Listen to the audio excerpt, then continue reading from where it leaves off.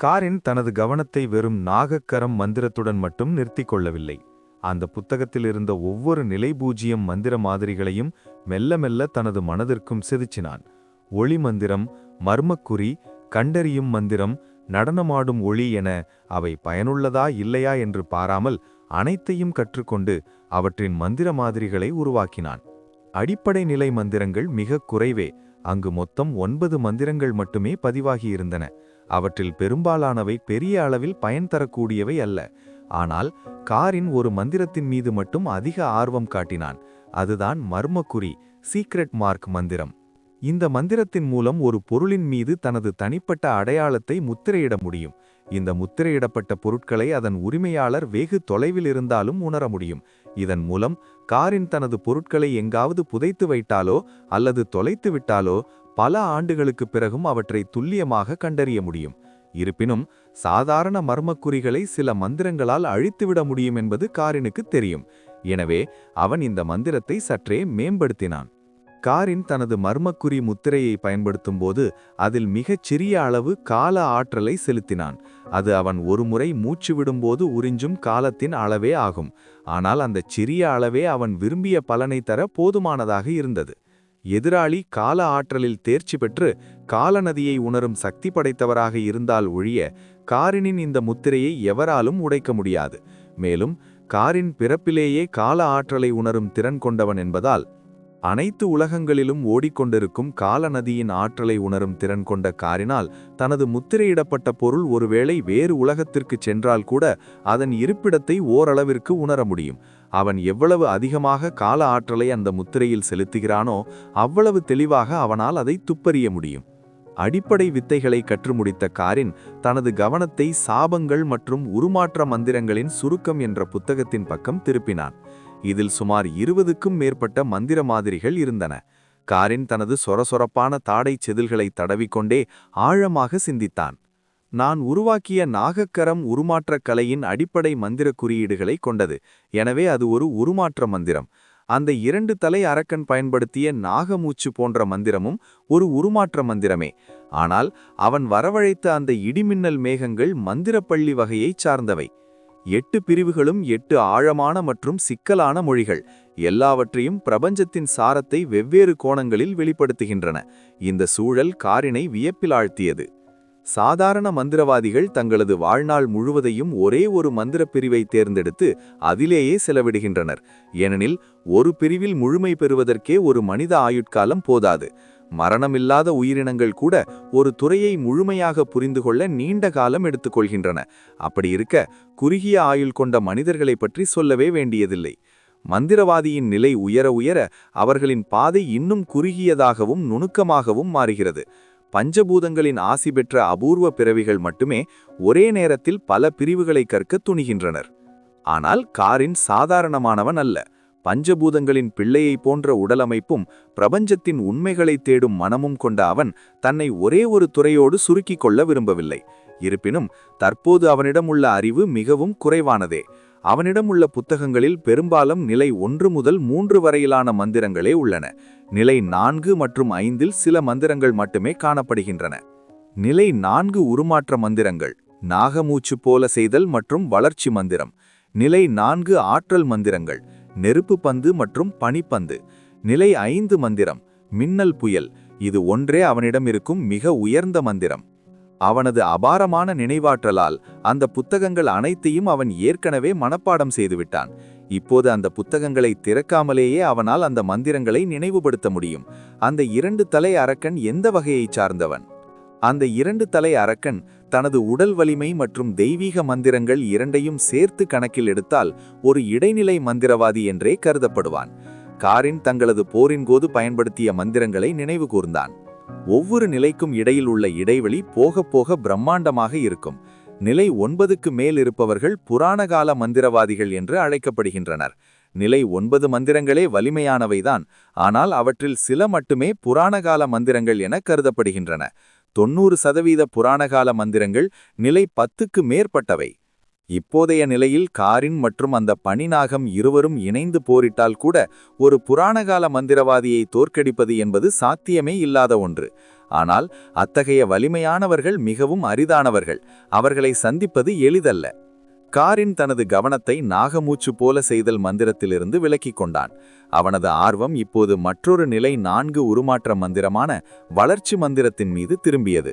காரின் தனது நாகச் சிறகுகளை விரித்து உடலை நீட்டினான். அவனது கண்ணாடி போன்ற பளபளப்பான செதில்கள் அந்த அறையின் வெளிச்சத்தில் மின்னின. அந்த கல் வீட்டிற்குள் இருந்த பல்வேறு கருவிகளின் பிம்பங்கள் காரினின் பளபளப்பான செதில்களில் எதிரொலித்தன. அவன் தனது தோற்றத்தை பார்த்து பெருமிதம் கொண்டான். ஒரு நாகமாக அவன் மிகவும் அழகாக இருந்தான். ஆனால் தனது தற்போதைய அளவை பற்றி அவனுக்கு சிறு வருத்தம் இருந்தது. இந்த வளர்ச்சி மந்திரம், growth ஸ்பெல், தற்காலிகமாகவேனும் என்னை இன்னும் நீளமாகவும் வலிமையாகவும் மாற்றக்கூடும் என்று அவன் எண்ணினான். காலநதியில் வசிக்கும் அந்த புராண கால நிழல் நாகத்தை நினைத்து பார்த்த காரினுக்கு தானும் எப்போது அந்த மலை போன்ற பிரம்மாண்ட உருவத்தை அடைவோம் என்ற ஏக்கம் பிறந்தது. தனது உற்சாகத்தை கட்டுப்படுத்திக் கொண்டு ஆழமாக மூச்சை இழுத்துவிட்ட காரின் தனது பார்வையை அந்த உறைந்த சூரிய சிலையின் பக்கம் திருப்பினான். மற்ற மந்திரங்களை படிப்பதற்கு முன்பாக இந்த விசித்திரமான பொருளை ஒரு முடிவுக்கு கொண்டுவர அவன் திட்டமிட்டான். அடிப்படை வித்தைகளை கற்றுக்கொண்டிருந்த போது கூட அவனது மனதின் ஒரு பகுதி இந்த சிலையை எப்படி கையாள்வது என்றே சிந்தித்துக் கொண்டிருந்தது. ஒரு தீய கடவுளால் உருவாக்கப்பட்ட இந்த சிலைக்கு தன்னை அறியாமலேயே வசியப்படுத்தும் விசித்திரமான ஆற்றல் இருப்பதை அவன் உணர்ந்தான். அதே சமயம் அதன் ஆற்றல் தீயதாக இருந்தாலும் அது மிகவும் மதிப்புமிக்க ஒரு பொருள் என்பதையும் அவன் மறுக்கவில்லை. காயங்களை மிக விரைவாக குணப்படுத்தும் அந்த கரிய மூடுபனி ஆற்றல் மீது காரினுக்கு ஒரு சிறு பேராசை ஏற்பட்டது. புதிய விஷயங்களை கற்றுக்கொள்ள வேண்டும் என்ற அவனது அதீத ஆர்வம் அந்த ஆற்றல் தீயது என்று தெரிந்தும் அதை ஆராய தூண்டியது. பொதுவாக நாகங்களின் உடல் இயல்பாகவே சிறந்த மறுசீரமைப்பு சக்தியை கொண்டது. ஒரு சிறு காயம் ஏற்பட்டால் நன்றாக ஒரு தூக்கம் போட்டாலே அது சரியாகிவிடும். ஆனால் போரின் போது ஏற்படும் காயங்களை உடனுக்குடன் குணப்படுத்துவது என்பது சாதாரணமான காரியமல்ல. அந்த சிலையின் ஆற்றல் காரினுக்கு பேராசையை தூண்டினாலும் அவன் மிகுந்த எச்சரிக்கையுடன் இருந்தான். இது ஒருவேளை அந்த தீய கடவுள் உயிரினங்களை வசியப்படுத்தி தனது அடிமைகளாக்க விரித்த வலையாக இருக்கலாம் என்று அவன் சந்தேகித்தான். அந்த சிலையை ஆராய முற்பட்டால் அதன் விசித்திரமான செல்வாக்கிற்கு தான் ஆட்பட நேரிடும் என்பதை காரின் உணர்ந்தான். எதற்கென்றே தெரியாமல் ஒரு தீய கடவுளின் பின்னால் செல்லும் முட்டாள்தனமாக அவன் இதை செய்ய விரும்பவில்லை. ஒரு தற்காலிக ஆற்றலை பெற்றுவிட்டு பிறகு அதன் பின்விளைவுகளால் அவதிப்படுவதை விட அதை அழிப்பதே மேல் என்று அவன் உறுதியாக முடிவெடுத்தான்.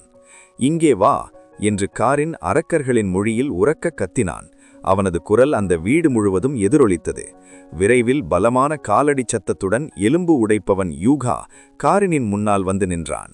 எஜமானே, உங்களுக்கு ஏதாவது வேண்டுமா என்று அவன் மிகுந்த மரியாதையுடன் கேட்டான். காரின் தனது நாக நகத்தை நீட்டி அந்த சூரிய சிலையை காண்பித்து நிதானமாக கூறினான், இந்த சிலையை வெளியே எடுத்துச் சென்று சுக்குநூறாக உடைத்துவிடு. காரின் இதை தனது சொந்த கையால் செய்ய விரும்பவில்லை. ஏன், தனது நாகக்கரம் மந்திரத்தை பயன்படுத்தி தூரத்திலிருந்து கூட அதை தொட அவன் விரும்பவில்லை. அந்த தீய கடவுளின் சிலைக்கு என்னென்ன மறைமுக சக்திகள் இருக்குமோ அது தன்னை எப்படி பாதிக்குமோ என்ற அச்சம் அவனுக்கு இருந்தது. யூகா ஒரு கணம் தயங்கினான். ஏன் என்று கேட்க நினைத்தவன் காரினின் ஊடுருவும் அந்த தீர்க்கமான பார்வையை கண்டதும் அமைதியானான். எஜமானின் கட்டளையை மீற அவனுக்கு துணிவில்லை. நிச்சயமாக மாபெரும் எஜமானே என்று கூறியவாறு யூகா அந்த சூரிய சிலையின் அருகில் சென்றான். தனது இரு கைகளாலும் அதை தூக்க முயற்சி செய்தபோது அவனது நெற்றியில் நரம்புகள் மண்புழுக்களைப் போல புடைத்து தெரிந்தன. அந்த சூரிய சிலை ஒன்றும் அவ்வளவு பெரியதல்ல. அது சுமார் 1 மீட்டர் விட்டம் கொண்ட ஒரு கோள வடிவம் மட்டுமே. ஆனால் காரின் மிகுந்த எச்சரிக்கையுடன் அதை ஒரு தடிமனான பனிக்கட்டிக்குள் வைத்து உரைக்கச் செய்திருந்தால் அதன் எடை பல மடங்கு அதிகரித்தது. அந்த கடும் குளிரால் எலும்பு உடைப்பவன் யூகா கட்டுப்பாடில்லாமல் நடுங்கினான். பனிப்புறு ஏற்பட்டுவிடக்கூடாது என்பதற்காக அவன் தனது முழு பலத்தையும் திரட்டி அந்த சிலையுடன் கல்வீட்டை விட்டு வெளியே ஓடினான். அங்கிருந்த ஒரு திறந்த வெளியில் அதை ஓங்கி வைத்தான். அந்த பிரம்மாண்டமான பனிக்கட்டி அங்கிருந்த மற்ற அரக்கர்களின் கவனத்தையும் ஈர்த்தது. காரின் தூரத்திலிருந்து யூகாவை கூர்ந்து கவனித்தான். யூகா அந்த சிலையின் கண்ணை பார்த்தபோது அவன் எந்த பாதிப்பிற்கும் உள்ளாகவில்லை.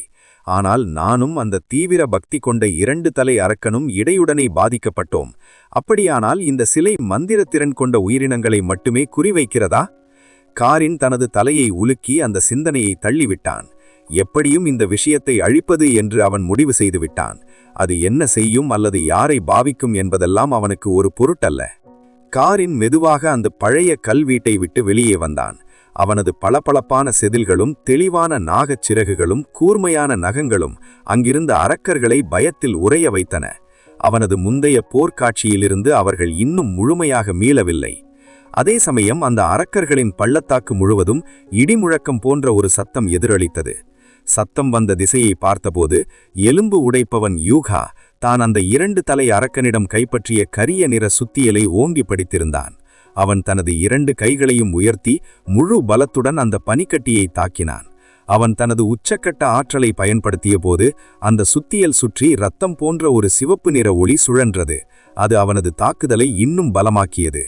பனிக்கட்டில் பல விரிசல்கள் விழுந்தன, ஆனால் அது இடையுடனே உடையவில்லை. தனது இனத்தவர் அனைவரும் பார்த்து கொண்டிருந்ததால் யூகாவின் முகம் ஆவேசத்தில் சிவந்தது. அவன் மீண்டும் மீண்டும் சுத்தியலை ஓங்கி அடித்தான். பூம் பூம் பூம் இடிமுழக்கங்கள் தொடர்ந்தன. மெல்ல மெல்ல அந்த பனிக்கட்டி பிளந்து அதன் உள்ளிருந்த சூரிய சிலையின் உடல் பகுதியை அடைந்தது. காரின் மிகுந்த ஆவலுடன் கவனித்துக் கொண்டிருக்க யூகா தனது தசைகளை இறுக்கி காற்றை கிழித்து கொண்டு வரும் வேகத்தில் அந்த சுத்தியலை சூரிய சிலையின் மீது இறக்கினான். அந்த பனி படர்ந்த சமவெளியில் முலோகங்கள் மோதும் ஒரு பயங்கரமான சத்தம் கேட்டது. ஆனால் அடுத்த நொடி யூகா அதிர்ச்சியில் உறைந்து போனான். அந்த சூரிய சிலைக்கு பதிலாக அவனது கையில் இருந்த அந்த கரிய சுத்தியல். அந்த பலமான தாக்குதலில் ஏற்பட்ட எதிர்விசை யுகாவின் கைகளை தூக்கி எறிந்தது. அதிர்ச்சியில் அவனது நகங்கள் பிளந்து மெல்லிய கோடுகளாய் ரத்தம் கசிந்தது. அந்த சுத்தியல் அவனது தலைக்கே மீண்டும் திரும்பியிருக்கும். நல்ல வேளையாக அவன் தப்பினான். ஆனால் அந்த சூரிய சிலையோ ஒரு சிறு கீறல் கூட இல்லாமல் அசையாமல் அப்படியே இருந்தது. காரினின் கண்கள் சுருங்கின. இந்த சிலையை அழிப்பது அவ்வளவு சுலபமல்ல என்று அவன் தனக்குள் நினைத்துக் கொண்டான். அந்த சிலையின் கண்களை பார்ப்பதை தவிர்த்துவிட்டு அங்கிருந்த அரக்கர்களை தனது கம்பீரமான பார்மையால் அளவெடுத்தான். பிறகு தனது கணீர் குரலில் முழங்கினான். எனது சீடர்களே, உங்கள் திறமைகள் அனைத்தையும் வெளிப்படுத்துங்கள். உங்கள் அறிவையும் வலிமையையும் பயன்படுத்தி இந்த சூரிய சிலையை சுக்குநூறாக உடைத்தெறியுங்கள். அவன் ஒரு கணம் நிறுத்திவிட்டு இன்னும் உரத்த குரலில் கர்ஜித்தான். யார் இதில் வெற்றி பெறுகிறார்களோ அவர்களுக்கு ஒரு உண்மையான நாகத்தின் இரத்தத்தை, அதாவது blood line of a true டிராகனை நான் பரிசாக அளிப்பேன். காரின் இப்போது தனது நாக இரத்தத்தை பழையபடி சாதாரணமாக யாருக்கும் வழங்கிவிடக் கூடாது என்பதில் உறுதியாக இருந்தான். அதற்கு பதிலாக அதை ஒரு உயரிய வெகுமதியாக காட்டி தனது குடிமக்களின் ஆர்வத்தையும் விசுவாசத்தையும் தூண்ட அவன் முடிவு செய்தான். தூர வடக்கின் பனியாவிகள் ஏற்கனவே பல நன்மைகளை பெற்ற நிலையில் இதை கேட்டதும் அங்கிருந்த அரக்கர்கள் அனைவரும் வெறி பிடித்தது போல் மாறினர். எலும்புடைக்கும் பழங்குடியை சேர்ந்த அந்த அரக்கர்கள் அனைவரும் தங்களது முஷ்டிகளை சுருட்டிக்கொண்டு அந்த சூரிய சிலையை ஒரு வேட்டை பொருளைப் போல ஆவலுடன் உற்று நோக்கத் தொடங்கினர். ஓகர்கள் புத்திசாலித்தனத்தில் சற்று பின்தங்கியவர்களாக தோன்றலாம். ஆனால் அவர்கள் தமக்கென ஒரு கலாச்சார பாரம்பரியத்தை கொண்ட அறிவார்ந்த உயிரினங்கள். டிராகன் இரத்த வழி என்பது எவ்வளவு வலிமையானது என்பதையும் அது தங்களுக்கு கிடைத்துள்ள ஒரு அரிய வாய்ப்பு என்பதையும் அவர்கள் நன்கு உணர்ந்திருந்தனர். அங்கிருந்த சில தந்திரமான ஓகர்கள் ஒருவேளை தங்களுக்கு டிராகன் சக்தி கிடைத்துவிட்டால் தங்களின் பலம் பல மடங்கு பெருகும் என்றும் அதன் மூலம் எலும்புடைக்கும் யுகாவையே சவாலுக்கு இழுத்து டிராகனின் சிறகுகளுக்கு கீழ் இருக்கும் முதன்மை தலைவனாக மாறிவிடலாம் என்றும் கனவு கண்டனர். காரின் பேசி முடித்ததும் தனது கூட்டத்தினர் காட்டும் ஆர்வத்தைக் கண்ட யுகா மூச்சை ஆழமாக இழுத்துவிட்டு காரினிடம் மிகுந்த பணிவுடன், எஜமானரே, தயவு செய்து யுகாவிற்கு இன்னும் ஒரு வாய்ப்பு கொடுங்கள்.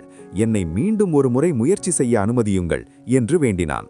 தனது முந்தைய தோல்வியால் காரினின் பார்வையில் தனது மதிப்பு குறைந்து விட்டதோ என்ற பயம் அவன் குரலில் வெளிப்பட்டது. காரின் ஏதும் பேசாமல் மெதுவாக தலையசைக்க யுகா மட்டற்ற மகிழ்ச்சியுடன், எஜமானரின் நம்பிக்கைக்கு மிக்க நன்றி எஜமானரே என்று கூறி தனது நன்றியை தெரிவித்தான். அடுத்த நொடியே அவனது முகம் தீவிரமடைந்தது.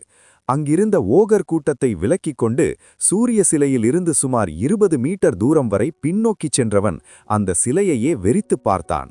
பிறகு பல டன் எடையுள்ள தனது அந்த பிரம்மாண்டமான கருப்பு ஆணி சுத்தியலை இறுக்கமாக பற்றிக்கொண்டு அந்த சிலையை நோக்கி வெறித்தனமாக ஓடத் தொடங்கினான். யுகாவின் ஒவ்வொரு அடியும் தரையில் ஆழமான தடயங்களை பதித்தன. அவனது வேகம் ஒரு காட்டுத்தீயைப் போல சீறியது. அந்த சூரிய சிலையிலிருந்து 4 மீட்டர் தொலைவில் இருந்தபோது யுகா ஆக்ரோஷமாக கர்ஜித்தபடி வானத்தை நோக்கி உயரை குதித்தான். தனது இரு கைகளாலும் அந்த பிரம்மாண்டமான கருப்பு ஆணி சுத்தியலை தலைக்கு மேலே உயர்த்தி பிடித்தான். ஓடி வந்த வேகத்தையும் உயரத்திலிருந்து விழும் விசையையும் ஒன்று திரட்டி அந்த சுத்தியலை சூரிய சிலையின் மீது ஓங்கி இறக்கினான். அந்த தாக்குதல் எவ்வளவு சக்தி வாய்ந்ததாக இருந்ததென்றால் காரின் போன்ற ஒருவன் கூட அதன் முன்னால் நிற்க விரும்ப மாட்டான். அடுத்த நொடியே இரத்தம் படிந்த அந்த சுத்தியல் சூரிய சிலையின் ஒரு மூலையில் பலமாக மோதியது. அந்த இடமே நிலநடுக்கம் ஏற்பட்டது போல அதிர்ந்தது. பனிப்படிகங்கள் சிதறி அங்கிருந்த ஓகர்கள் மீது விழுந்தன. அதன் வீரியத்தால் அவர்களின் தோல் சிவந்து வீங்கியது. ஆனால் அந்த மலியை பற்றி எவரும் கவலைப்படவில்லை. அவர்களின் கண்கள் யுகாவையும் அந்த சூரிய சிலையையும் மட்டுமே வெறித்து பார்த்து கொண்டிருந்தன. மோதிய வேகத்தில் ஏற்பட்ட பயங்கரமான எதிர்விசையினால் யுகாவின் கையில் இருந்த சுத்தியல் தெறித்து எங்கோ விழுந்தது. அவனது உள்ளங்கைகளில் இரத்தம் சொட்டியது. முகம் வெளிறிப்போய் திகைத்து நின்றான். அவன் கண்ட காட்சியை அவனால் நம்பவே முடியவில்லை.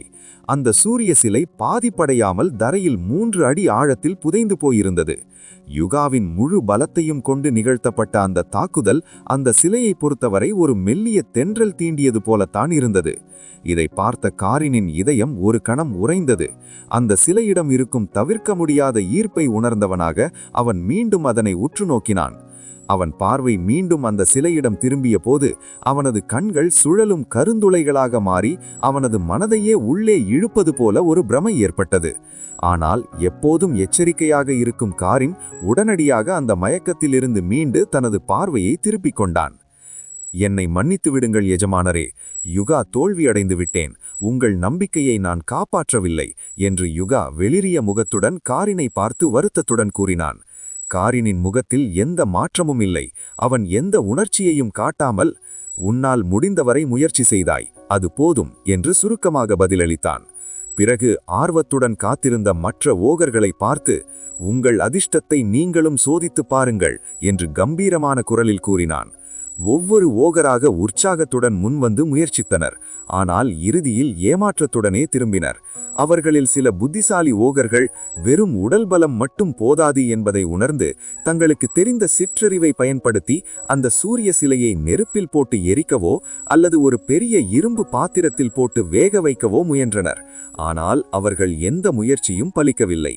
அந்த சூரிய சிலை எவ்வித பாதிப்பும் இல்லாமல் மௌனமாக அனைத்தையும் தாங்கிக் கொண்டது. நெதரில் நாகரிகத்தின் எரிச்சலுறும் ஒரு பொருள் என்று காரின் அந்த சிலையை தாழ்ந்த குரலில் திட்டியபடி ஆழ்ந்த யோசனையில் ஆழ்ந்தான். அதன் மயக்கும் சக்தியிலிருந்து தப்பிக்க அவன் மீண்டும் தனது பார்வையை திருப்பிக் கொண்டான். வெறும் உடல் பலத்தால் இந்த சிலைக்கு ஒரு சிறு கீறல் கூட ஏற்படுத்த முடியாது என்பது அவனுக்கு தெளிவாக தெரிந்தது. அழிக்கவே முடியாதா? அப்படியானால் எங்காவது ஒரு மூலையில் வீசிவிட வேண்டியதுதான் என்று நினைத்த காரின் பிறகு வேண்டாம் என்று தலையசைத்தான். தெய்வங்களோடு தொடர்புடைய ஒரு பொருளை அவ்வளவு சுலபமாக தூக்கி எறிவது வீணான செயல் என்று அவன் கருதினான். அந்த சூரிய சிலை விசித்திரமாக இருந்தாலும் அதனை சரியாக பயன்படுத்தினால் எதிர்பாராத பலன்களை பெறலாம் என்று காரின் மெல்லியதாக உணர்ந்தான். சிறிது நேரம் கழித்து தனது பார்வையை விலக்கிக் கொண்டவன் தனது டிராகன் நகங்களால் தாடையை தடவியபடி சிந்திக்கத் தொடங்கினான். இந்த சூரிய சிலை வெவ்வேறு உயிரினங்கள் மீது எத்தகைய தாக்கத்தை ஏற்படுத்துகிறது என்பதை துல்லியமாக புரிந்து கொள்வதே இப்போதைக்கு மிக அவசியமான காரியம். இதுவரை கிடைத்த தகவல்களின்படி அவனும் அந்த 2 தலை ஓகரும் 2-ஹெடட் ஓகர் மட்டுமே அச்சிலையால் ஈர்க்கப்பட்டு ஏமாற்றப்பட்டிருந்தனர். ஆனால் சாதாரண ஓகர்கள் அந்த சிலையை தற்செயலாக பார்த்தபோது அவர்கள் எந்த பாதிப்புக்கும் உள்ளானதாக தெரியவில்லை. அவர்களை பொறுத்தவரை அது உடைக்க முடியாத ஒரு சாதாரண மரச்சிற்பம், அவ்வளவுதான். யுகா, அந்த சூரிய சிலையை தூக்கிக் கொண்டு அங்கே வா என்று காரின் ஒரு பரந்த வெற்றி இடத்தை சுட்டிக்காட்டினான். யுகா அந்த சிலையை நகர்த்திய பிறகு காரினிடம் ஏதோ சொல்ல வருவது போல பார்த்தான். ஆனால் காரினின் டிராகன் சிறகுகள் படபடக்கத் தொடங்கி பலமான காற்று வீசியதைக் கண்டதும் அவன் அமைதியானான். அடுத்த நொடியே காரின் இரவு வானில் சீறி பாய்ந்து கண்ணிமைக்கும் நேரத்தில் மறைந்தான். காரின் வேகமாக தனது பனி நதிப்பகுதிக்கு பறந்து சென்றான். அங்கிருந்த ஒரு சாதாரண ஆர்டிக் பனியாவியை பிடித்துக்கொண்ட அந்த வெள்ளை டிராகன் எந்த காரணமும் சொல்லாமல் அதனை தூக்கிக் கொண்டு மீண்டும் வானில் பறந்தது. உயரத்தில் பறந்து கொண்டிருந்தபோது அந்த பனியாவி காரினை மரியாதையுடன் நிமிர்ந்து பார்த்து, எஜமானரே, தாங்கள் எதை என்று ஏதோ கேட்கத் தொடங்கியது. எஜமானரே, நான் என்ன செய்ய வேண்டும் என்று விரும்புகிறீர்கள் என்று அந்த பனியாவி கேட்டது. காரின் அதை குனிந்து பார்த்தான். ஆண் எது பெண் எது என்று கண்டறிய முடியாத அளவுக்கு ஒரு நடுநிலைமையான அழகை கொண்ட அந்த பனிக்கட்டி முகத்தில் காரின் மீது அளவற்ற மரியாதை தெரிந்தது. ஒரு சிறிய பரிசோதனைதான், இது வெற்றி பெற்றால் உனக்கு தகுந்த வெகுமதி அளிப்பேன் என்று காரின் கூறினான். ஒருவேளை அது தோல்வியடைந்தால் என்னவாகும் என்பதை அவன் சொல்லவில்லை. ஆனால் ஓரளவு புத்திசாலித்தனம் கொண்ட அந்த பனியாவி அதன் விளைவுகள் எப்படி இருக்கும் என்பதை தோராயமாக ஊகித்துக் கொண்டது. இருப்பினும் அதன் முகத்தில் எந்த ஒரு அதிருப்தியோ அல்லது பயமோ தென்படவில்லை. மாறாக காரினுக்கு சேவை செய்ய கிடைத்த இந்த வாய்ப்பை அது பெருமையாக கருதியது. இதுதான் டிராகன் இரத்த வழி மாற்றத்தின் வலிமை. இது ஒரு விதமான மூளைச்சலவை செய்யும் ஆற்றலை கொண்டது. தனது சீடர்களை ஆபத்தான பரிசோதனைகளுக்கு பயன்படுத்துவது அல்லது மனிதத்தன்மையற்ற முறையில் நடத்துவது போன்ற விஷயங்களை காரின் மிகவும் சாதாரணமான ஒன்றாகவே கருதினான். அவனது பாதுகாப்பில் இருக்கும் அவனது சீடர்கள் தேவைப்படும்போது தங்களின் உயிரையே தியாகம் செய்ய வேண்டியதுதான் முறை என்று அவன் நம்பினான். இறுதியில் அவர்கள் அனைவரும் அவனுக்கு சேவை செய்யும் ஏவலர்களே.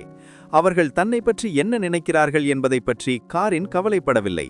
அவர்கள் தன்னை ஒரு கருணைமிக்க எஜமானனாக பார்த்தாலும் அல்லது ஒரு கொடுங்கோல் ஆட்சியாளராக பார்த்தாலும் அவனுக்கு பெரிய வித்தியாசம் தெரியவில்லை. முழு வேகத்தில் பறந்து கொண்டிருந்த காரின் மிக விரைவில் ஓகர் பள்ளத்தாக்கை வந்தடைந்தான். அங்கே ஓகர்கள் தங்களின் இயல்பு நிலைக்கு திரும்பியிருந்தனர். ஒரு பெரிய இரும்பு பாத்திரத்தை சுற்றி அமர்ந்து கொண்டு அவர்கள் ஏதோ பேசிக் கொண்டிருந்தனர். எலும்பு உடைக்கும் யுகா மட்டும் கம்பீரமாக எழுந்து நின்று கொண்டிருந்தான். தனது கையில் அந்த பிரம்மாண்டமான கருப்பு சுத்தியலை ஏந்தியபடி யுகா பள்ளத்தாக்கிற்குள் உலா வந்து கொண்டிருந்தான். ஒரு தலைவனுக்கே உரிய அதிகாரத்தையும் அந்தஸ்தையும் அவன் அனுபவித்து மகிழ்ந்தான். காரின் தரையிறங்கியதும் அவனது டிராகன் சிறகுகள் விலாப்புறங்களில் மடிந்து அடங்கின. வடபுலத்தில் கொண்டுவரப்பட்ட அந்த பனியாவி தரையிறக்கப்பட்டு சூரிய சிலைக்கு அருகில் கொண்டு செல்லப்பட்டது. தான் என்ன செய்ய வேண்டும் என்று புரியாமல் அந்த பனியாவி குழப்பத்துடன் காரினை பார்த்தது. காரின் கம்பீர குரலில், "உனது வலதுபுறத்தில் இருக்கும் அந்த சூரிய சிலையை பார்" என்று கட்டளையிட்டான். அதிக புத்திசாலித்தனம் கொண்ட உயிரினங்களை மட்டுமே அந்த சூரிய சிலையினால் ஆதிக்கம் செலுத்த முடியும் என்று காரின் சந்தேகித்தான். அதனால்தான் கிட்டத்தட்ட அனைத்து ஓகர்களும் அதன் பாதிப்பிலிருந்து தப்பினர். ஓகர் இனத்திலேயே யுகா ஓரளவு புத்திசாலியாக இருந்தாலும் வடபுலத்து பனியாவியை பொறுத்தவரை அவனது அறிவு மிகவும் குறைவுதான். பொதுவாக எலிமெண்டல் எனப்படும் பஞ்சபௌத உயிரினங்கள் முதிர்ந்த மனிதர்களை விட அதிக புத்திசாலியானவை. இந்த ஆர்டிக் பனியாவி ஒரு தோல்வியான படைப்பாக கருதப்பட்டாலும் அந்த தோல்வி அதன் போர்த்திறனில் மட்டுமே இருந்தது. அதன் அறிவுத்திறன் இன்னும் உயர்வாகவே இருந்தது. காரினின் உத்தரவை பின்பற்றி அந்த பனியாவி சூரிய சிலையை நோக்கி திரும்பியது. காரின் அந்த பனிப்படிகத்தின் மூடியை திறந்து அதன் உண்மையான உருவத்தை வெளிப்படுத்தினான். அந்த உருண்டையில் பதிக்கப்பட்டிருந்த கண்கள், கருப்பு சூரிய வடிவம் மற்றும் அதனை சுற்றியிருந்த அடர்த்தியான உணர்கொண்டுகள் என அனைத்தும் விசித்திரமாகவும் அச்சமூட்டுவதாகவும் இருந்தன. அந்த பனியாவி மிகுந்த பதற்றத்துடன் அந்த சூரிய சிலையையே உற்று பார்த்தது. இது காரின் குறிப்பிட்ட அந்த சிறிய பரிசோதனை இதுதானா என்று அந்த பனியாவி மனதிற்குள் வியந்தது. இது பார்ப்பதற்கு ஒரு விசித்திரமான சிற்பம்தானே இருக்கிறது, இதனால் என்ன ஆபத்து வந்துவிடப் போகிறது என்று அது எண்ணியது. காரின் அமைதியாக அந்த பனியாவியின் எதிர்வினையை கவனித்துக் கொண்டிருந்தான். மெல்ல பனித்துளிகள் விழத் தொடங்க அங்கிருந்த சூழ்நிலை மிகவும் சீரியஸாக மாறியது. முதல் 3-4 வினாடிகளுக்கு அந்த பனியாவி சாதாரணமாகவே இருந்தது. அதன் மீது எந்த பாதிப்பும் இல்லாத போல தெரிந்தது. ஆனால் 5 வினாடிகளுக்கு மேல் அந்த சூரிய சிலையையே பார்த்து கொண்டிருந்த போது ஒரு விசித்திரம் நிகழ்ந்தது. பாலனற்ற அந்த பனியாவியின் முகத்திலிருந்த பனிப்படிக கண்கள் திடீரென வெறித்து போய் வெறுமையாயின. அதன் பார்வையில் இருந்த மற்ற அனைத்தும் மறைந்துவிட்ட இந்த உலகமே அந்த சூரிய சிலை மட்டும்தான் என்பது போல அது மாறியது. இது கருப்பு புகையில் பிறந்தது. இதுவே கருப்பு புகையின் படைப்பாளர்.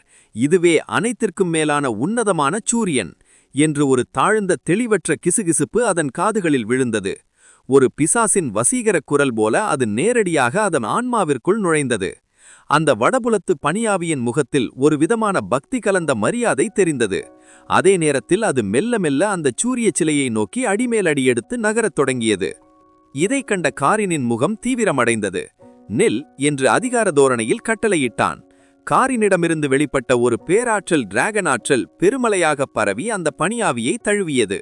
காரினின் டிராகனின் அந்த மிரட்டும் ஆற்றலால் பனியாவி ஒரு கணம் நடுங்கியது.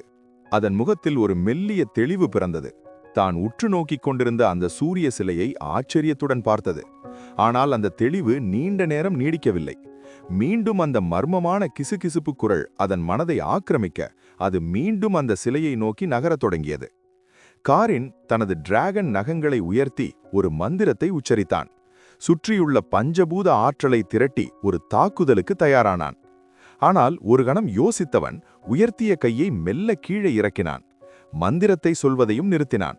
அந்த பனியாவி எப்படி சூரிய சிலையின் விசித்திர சக்தியிடவும் மெல்ல மெல்ல அடிபணியப் போகிறது என்பதை அவன் அமைதியாக கவனித்தான். இந்த சிலை உயிரினங்களை எப்படி பாதிக்கிறது என்பதையும் அந்த பயங்கரமான கரும்புகைக்கு இது எப்படி சக்தியளிக்கிறது என்பதையும் அவன் துல்லியமாக அறிய விரும்பினான். அந்த பனியாவியை பொறுத்தவரை அதன் விதி ஏற்கனவே எழுதப்பட்டு விட்டது. அது பலிகடா ஆக்கப்படுவதைத் தவிர வேறு வழியே இல்லை. அடுத்ததாக அந்த சிலையிலிருந்து 1 மீட்டர் தொலைவிற்குள் சென்ற பனியாவி தனது கண்களை மூடிக்கொண்டு ஒரு பெரும் பக்தியுடன் அதன் முன்னால் மண்டியிட்டது. அதன் தலை குனிந்திருக்க முகம் நிழலில் மறைந்தது.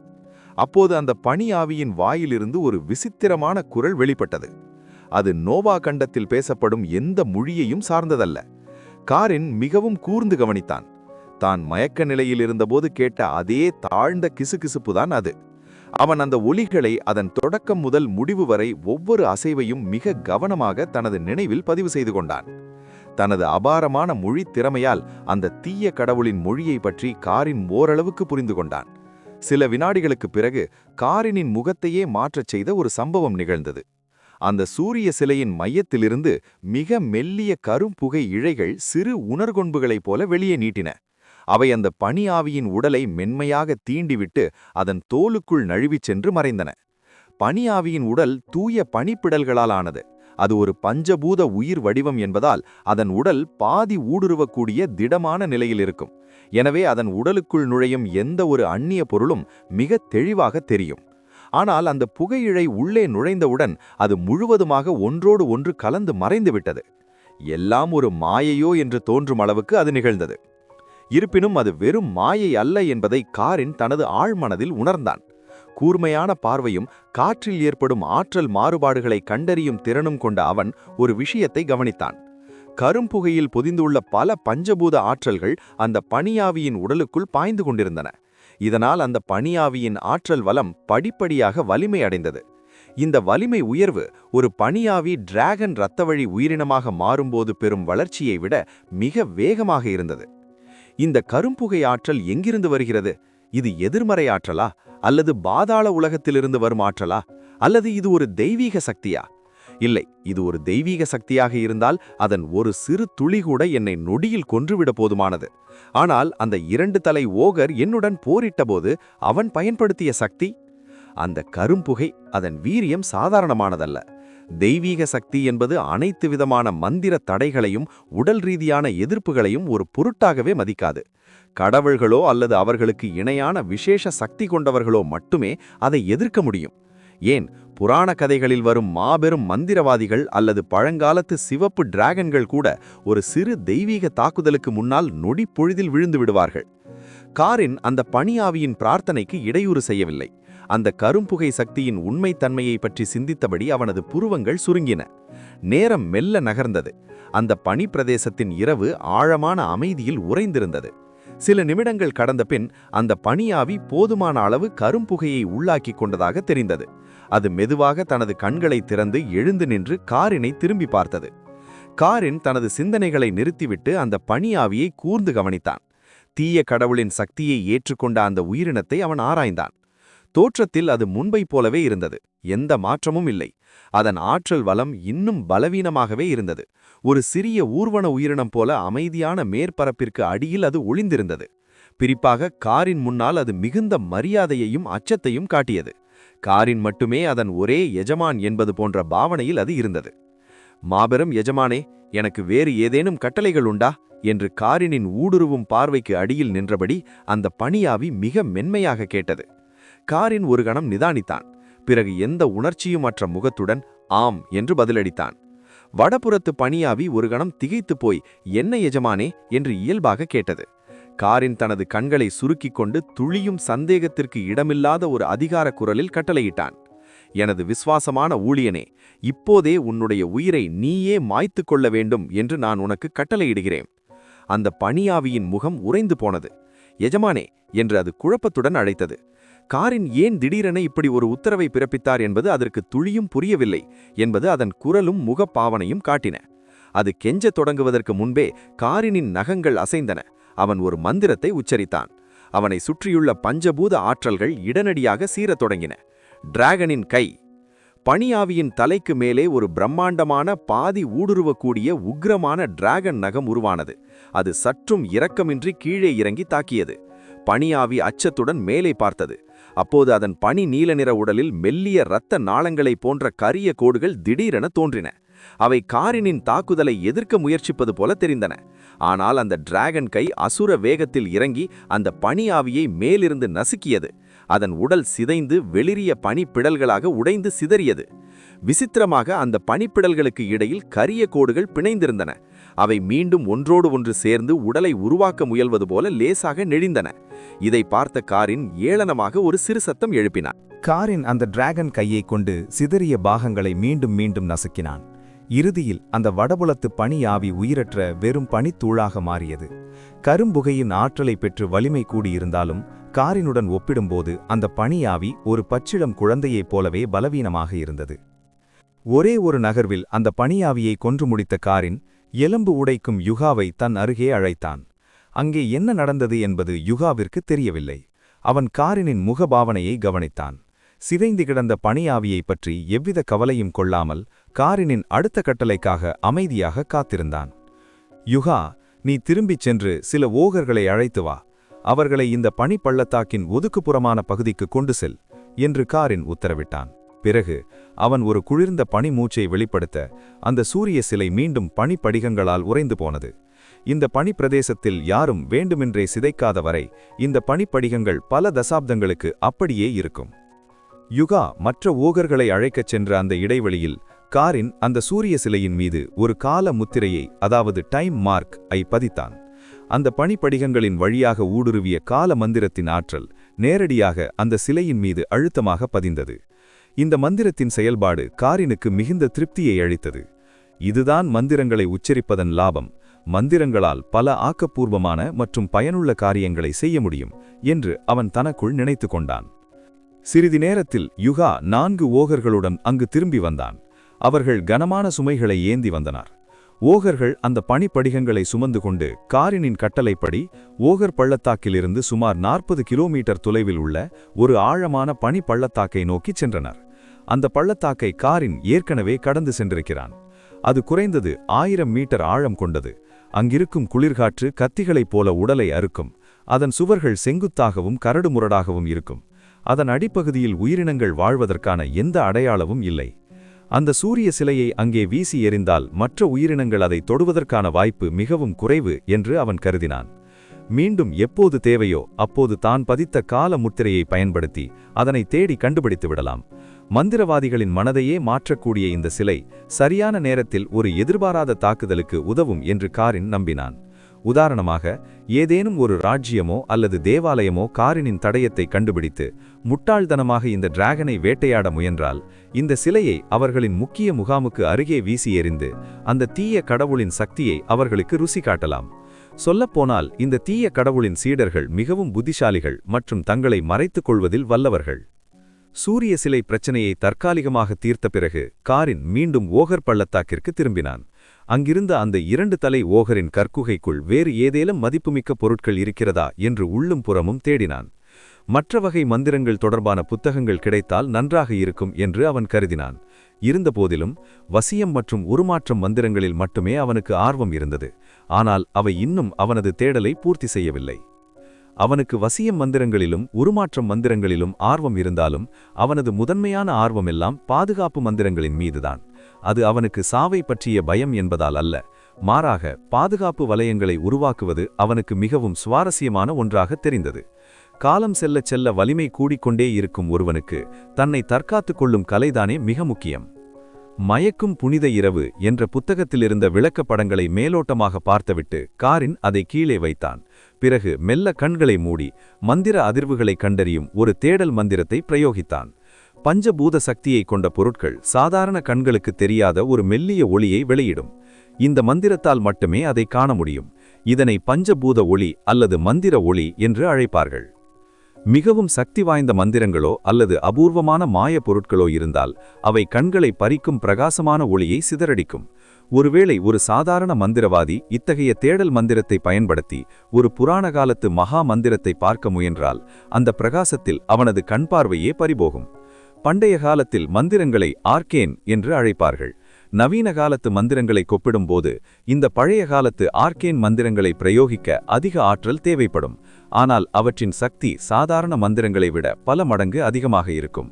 அந்த மயக்கும் புனித இரவு என்ற புத்தகத்திலிருந்த